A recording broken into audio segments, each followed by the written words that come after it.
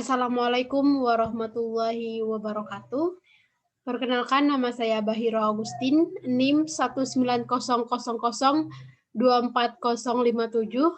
mata kuliah Negara Hukum dan Demokrasi, kelas B, judul tugas Problem Demokrasi, dosen pengampu yang terhormat Bapak Ilham Yuli Isdianto SH.MH.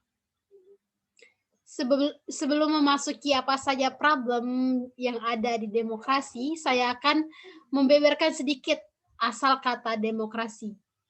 Kata ini berasal dari bahasa Yunani, demokratia, yang berarti kekuasaan rakyat, yang terbentuk dari kata demos yang berarti rakyat dan kratos yang berarti kekuatan atau kekuasaan, yang mana bisa dikatakan bahwa demokrasi adalah kekuasaan rakyat. Kontekstualisasi demokrasi di Indonesia tidak selalu berjalan dengan mulus atau selaras dengan prinsip-prinsip universal demokrasi. Dikatakan demikian karena ada banyak sekali problematika demokrasi yang dihadapi oleh Indonesia sejak proklamasi kemerdekaan 17 Agustus 1945 bahkan hingga kini.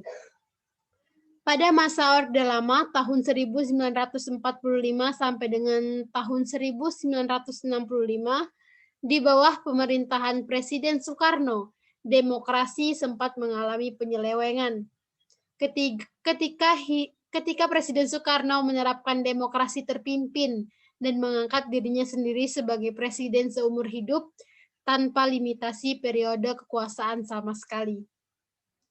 Yang berlaku dalam demokrasi terpimpin bukanlah demokrasi yang sesungguhnya, melainkan pseudo-demokrasi. Karena segala aktivitas pemerintahan dan tata kelola negara ditentukan oleh presiden sebagai kepala negara dan kepala kepemerintahan. Penetapan status sebagai presiden seumur hidup juga mengindikasikan pada apa yang disebut oleh Lord Acton sebagai power tends to corrupt. Absolute power corrupts absolutely. Pada periode Orde Baru tahun 1966 sampai dengan 1998, ketika Indonesia berada di bawah kepemimpinan Presiden Soeharto, perversi demokrasi atau demokrasi yang diselewengkan mencapai puncaknya. Apa yang terjadi pada era Presiden Soekarno, yakni periodisasi kepemimpinan kepala negara yang tidak dibatasi, juga terjadi pada era Orde Baru sehingga menjadikan Soeharto sebagai presiden selama 3 dekade. Yang terpilih melalui skema pemilihan umum yang jauh dari demokratis. Kedaulatan rakyat dikebiri. Karena partai politik sebagai wadah artikulasi dan agregasi aspirasi dan kepentingan rakyat dibonsai demi melanggengkan kekuasaan. Pemilihan presiden dikemas dalam skema representatif yang melanggar prinsip-prinsip utama sistem presidensial karena presiden dipilih oleh lembaga legislatif bernama Majelis Permusyawaratan Rakyat atau MPR RI, bukan oleh rakyat secara langsung. Kehidupan pada masa Orde Baru makin kental dalam suasana yang tidak demokratis ketika Angkatan Bersenjata Republik Indonesia atau ABRI sebagai alat pertahanan negara justru digunakan sebagai alat kekuasaan untuk menakut-nakuti rakyat. ABRI bahkan melenceng dari tugas pokok dan fungsinya ketika turut berpolitik praktis dalam kehidupan bernegara. Dui fungsi ABRI. ABRI menjadi tentara yang tidak profesional dan semata-mata sebagai alat kekuasaan. Kehidupan pers pun setali 3 uang.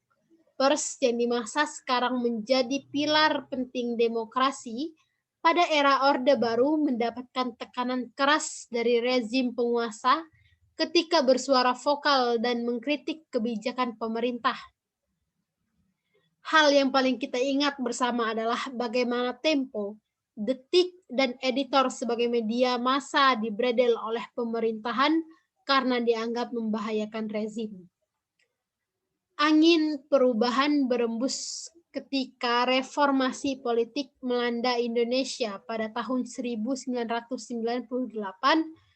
krisis moneter yang melumpuhkan perekonomian Indonesia ditandai dengan melambungnya nilai tukar rupiah terhadap dolar Amerika, naiknya harga barang-barang kebutuhan pokok, meningkatnya angka kemiskinan, dan tingkat pengangguran pada waktu itu. Menjadi pemicu meletupnya aksi-aksi menolak rezim Presiden Soeharto. Masa aksi hadir di seluruh penjuru negeri menyerukan agar Presiden Soeharto turun dari kekuasaannya. Alhasil, pada tanggal 21 Mei 1998, Presiden Soeharto menyerahkan kekuasaannya sesuai dengan pasal 8 Undang-Undang Dasar Negara Kesatuan Republik Indonesia tahun 1945 sebelum amandemen pertama. Wakil Presiden pada waktu itu adalah Profesor Dr. B.J. Habibie, melanjutkan sisa waktu jabatan sebagai mandataris MPR RI periode 1998 sampai dengan 2003. Setelah lengsernya Presiden Soeharto, upaya-upaya untuk menegakkan kehidupan yang demokratis dalam kehidupan berbangsa dan bernegara terus mengalami penguatan. Momen yang paling krusial dan menjadi momentum pembalikan dari rezim otoriter menjadi rezim demokratis adalah ketika terjadinya amandemen Undang-Undang Dasar Negara Kesatuan Republik Indonesia 1945 yang dimulai secara bertahap sejak 1999 sampai dengan 2002. Dalam 4 kali amandemen tersebut, terdapat banyak sekali perubahan atau reformasi terhadap sistem politik dan sistem pemerintahan. Perubahan ini sebagai bentuk koreksi dan langkah sadar pemerintah pasca reformasi untuk mewujudkan kehidupan berbangsa dan bernegara yang lebih bersih dan menjunjung tinggi kedaulatan rakyat. Reformasi politik 1998 telah menelurkan berbagai perubahan yang signifikan secara konstitusional dan demi perbaikan kualitas demokrasi. Namun demikian, yang perlu digarisbawahi adalah mandat secara konstitusional dan regulatif tersebut belum tentu bisa diimplementasikan secara paripurna. Dengan kata lain, resultansi implementasi perubahan-perubahan yang ditetapkan belum tentu ideal. Beragam permasalahan masih dimungkinkan terjadi sehingga memberikan distraksi atau hambatan terhadap tercapainya cita-cita ideal dari demokrasi itu sendiri, yakni rakyat Indonesia yang aman, adil, sejahtera kehidupannya. Permasalahan dan hambatan yang ada perlu dipetakan. Terlebih-lebih lagi disikapi dengan cepat dan tepat sehingga tidak mengganggu konsolidasi demokrasi yang dilakukan. Terlebih lagi apabila berpotensi mendorong Indonesia ke arah mobrokasi yang yaitu demokrasi yang kacau. Tidak dipungkiri bahwa meskipun demokrasi bergerak lurus mengikuti arah orientasi yang diharapkan, Indonesia belum berada dalam situasi dan kondisi demokrasi yang ideal. Sebagian kalangan, termasuk pemikir utama demokrasi Samuel P. Huntington, menyebut fenomena ini sebagai transisi demokrasi. Ada banyak realitas empiris yang mendukung pernyataan ini. Pertama, meskipun pemilihan umum, pilpres, dan pilkada sudah digelar secara langsung dengan menempatkan rakyat sebagai direct voters, akan tetapi proses dan resultansinya belum selaras dengan prinsip-prinsip demokrasi. Apa yang terjadi pada pilpres langsung sejak digelar pada tahun 2004, begitu juga dengan pilkada, adalah maraknya praktik oligarki partai politik uang atau money politik, untuk mendulang suara rakyat, masifnya produksi hoax, ujaran kebencian, dan kampanye hitam, serta penggunaan politik identitas sebagai strategi untuk memecah belah masyarakat. Belum lagi jika memperhitungkan adanya kecurangan dalam proses pemilihan umum yang berlangsung. Dalam tataran hasil, banyak kepala daerah produk pilkada langsung yang terjerat kasus korupsi. Merujuk pada catatan Komisi Pemberantasan Korupsi atau KPK, sejak pilkada langsung digelar pada 2005, sedikitnya sudah 300 orang kepala daerah produk pilkada langsung yang menjadi tersangka korupsi. 124 diantaranya ditangani langsung oleh KPK. Hal ini menimbulkan kegundahan di banyak kalangan. Apakah model pemilihan umum secara langsung ini tidak sesuai dengan kaidah demokrasi? Apakah masalahnya ada pada konseptualnya atau kontekstualnya sehingga proses dan resultansinya kurang sesuai dengan cita-cita demokrasi? Kedua, partai politik adalah pilar utama demokrasi. Fungsi partai politik pasca reformasi semakin vital, tak kalah sirkulasi elit dan pemilihan umum mewajibkan para kandidat disokong oleh partai politik. Artinya, siapapun yang hendak menjadi bupati, wali kota, anggota parlemen, hingga presiden harus dicalonkan melalui partai politik. Memang dalam skema pilkada terdapat posibilitas pencalonan dari calon independen, tapi skalanya masih kecil dan belum dimandatkan secara konstitusional pada pemilihan presiden. Namun demikian, terdapat jurang yang lebar antara kondisi ideal das Solem dengan realitas das Sein. Masih banyak partai politik yang terjebak pada oligarki dan oportunistik politik, sehingga lebih mengutamakan kepentingan elit dan pertimbangan finansial dalam hajatan demokrasi seperti pemilihan umum. Partai politik masih mementingkan preferensi elit serta pertimbangan akan elektabilitas dan kapasitas finansial calon dalam pemilihan umum ketimbang aspek kompetensi, ideologi, visi misi, dan integritas sang calon. Ketiga, kunci utama agar demokrasi tidak terjerumus ke arah mobrokasi adalah penguatan dalam sistem hukum dan peradilan. Artinya, segala bentuk proses politik dan pemerintahan, termasuk sistem ekonomi yang dijalankan, harus patuh pada kaidah hukum-hukum positif yang berlaku. Utamanya Undang-Undang Dasar Negara Kesatuan Republik Indonesia tahun 1945 sebagai sumber hukum tertinggi. Akan tetapi, realitas yang terjadi masih jauh dari gambaran ideal. Masih banyak regulasi yang tumpang tindih antara pusat dan daerah, menunjukkan bahwa aspirasi rakyat yang diserap mengalami sumbatan. Overlapping regulasi ini tak akan mungkin terjadi apabila perumusan melibatkan suara dan kepentingan rakyat. Pemerintah pusat dan daerah juga kerap tidak kompak dalam menyikapi permasalahan seperti yang tampak dalam penanganan pandemi COVID-19 akhir-akhir ini. Yang paling fatal yang terjadi saat ini adalah aparat hukum yang melanggar hukum itu sendiri. Kasus keterlibatan petinggi Polri dan Kejagung RI dalam kasus Joko Chandra merupakan tamparan keras terhadap demokrasi yang berjalan.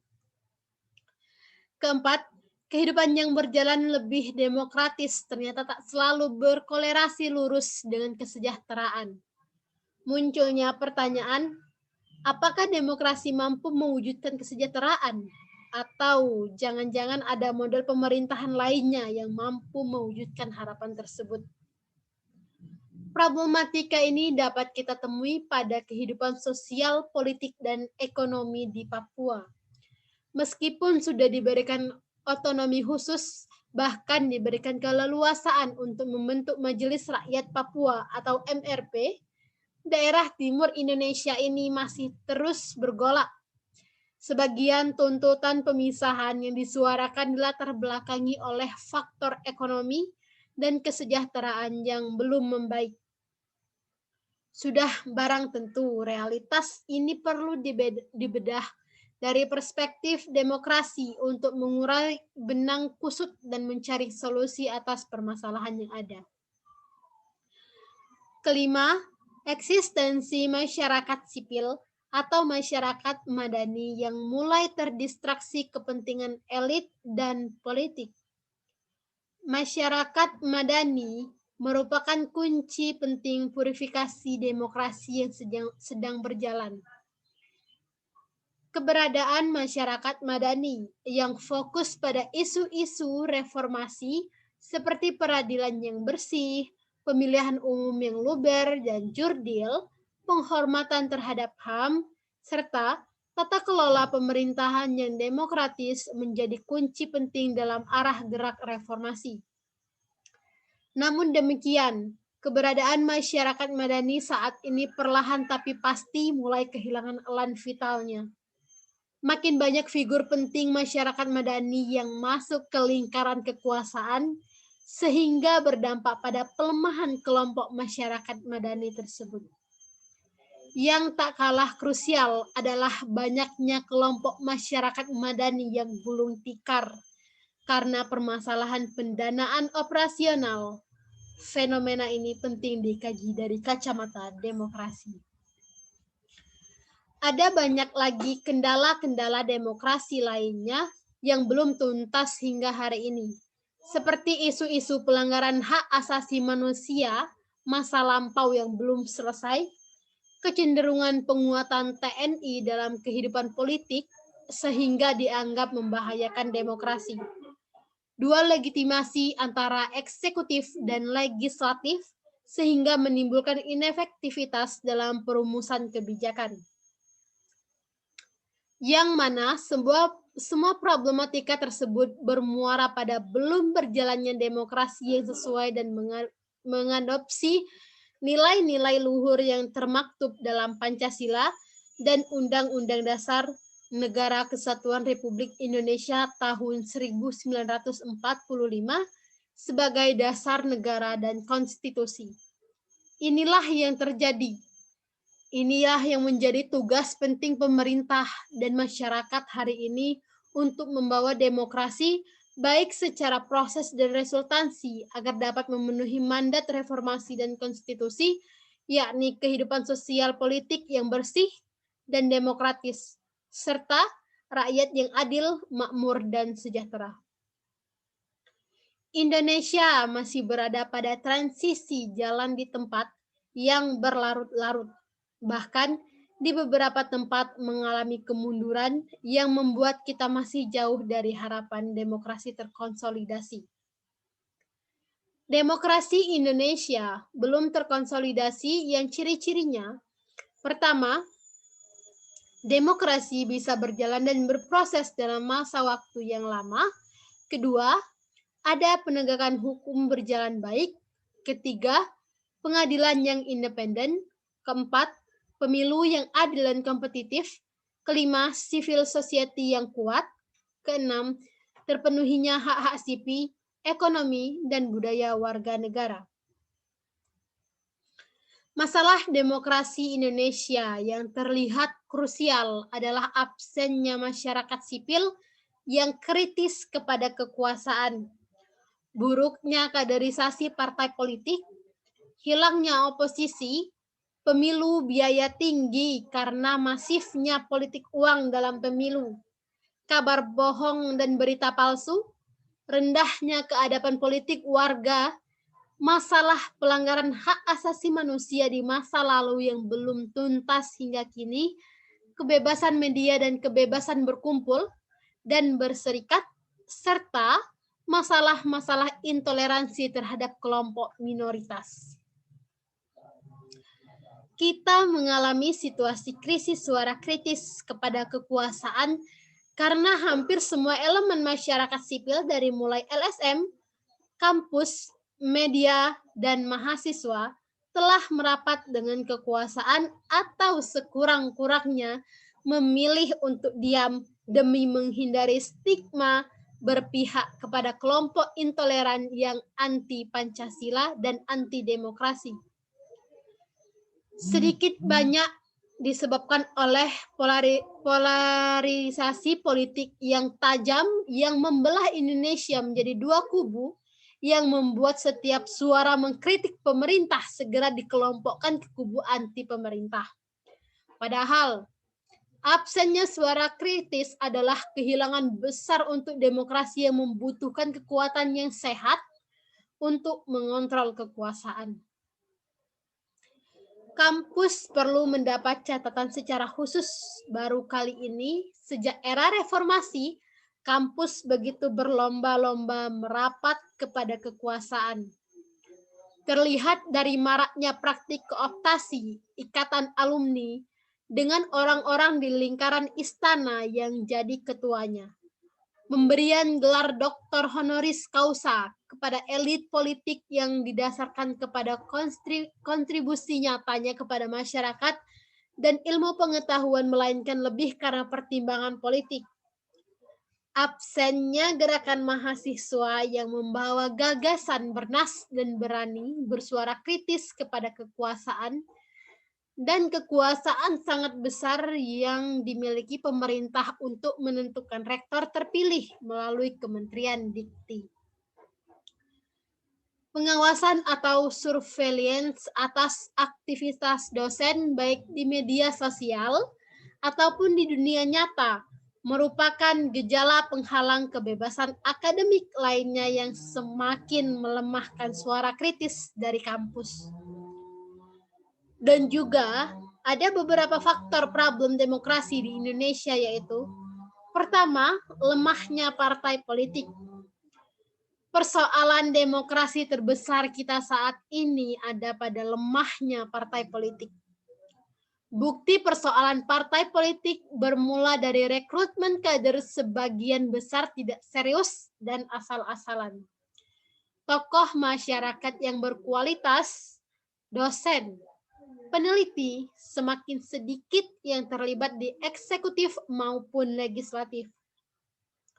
2 dekade reformasi, partai belum mulai menunjukkan ikhtiar yang serius dalam melakukan rekrutmen dan kaderisasi partai politik. Hanya dilakukan pada masa menjelang pemilu.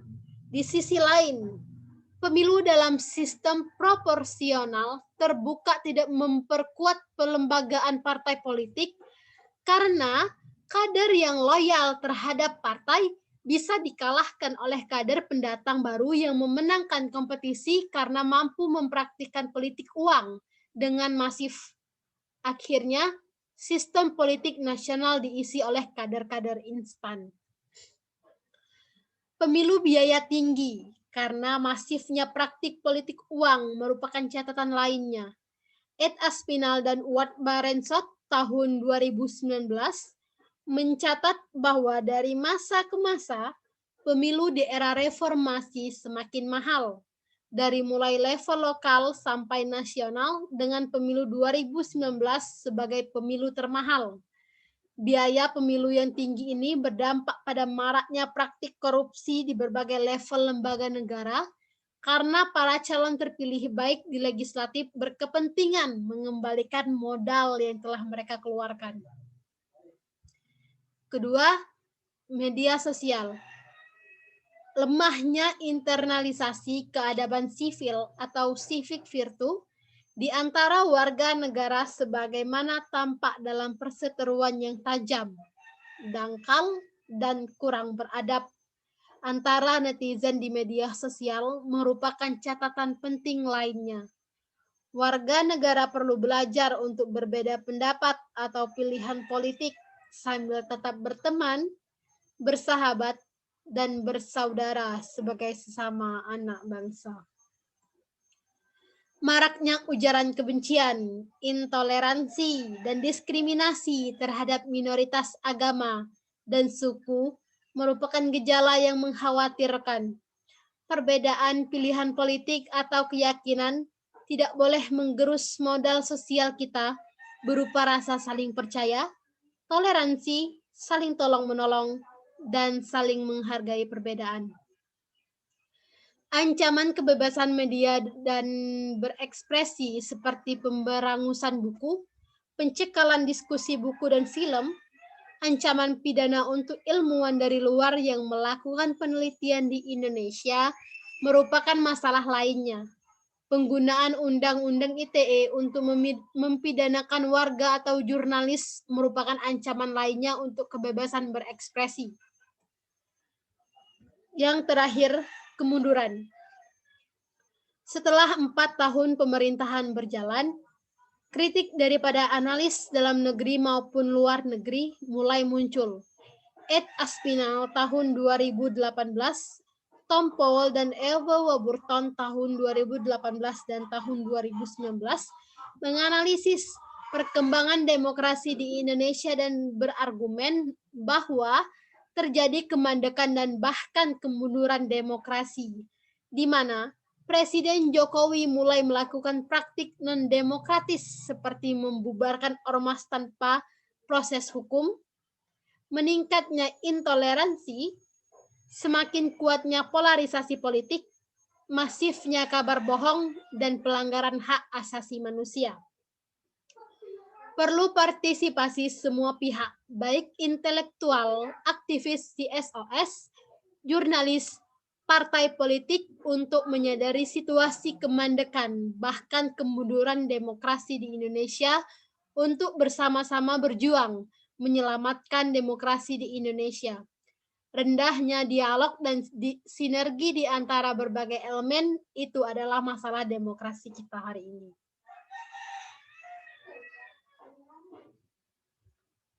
Kira-kira itu saja video singkat tugas UAS Negara Hukum dan Demokrasi dari saya.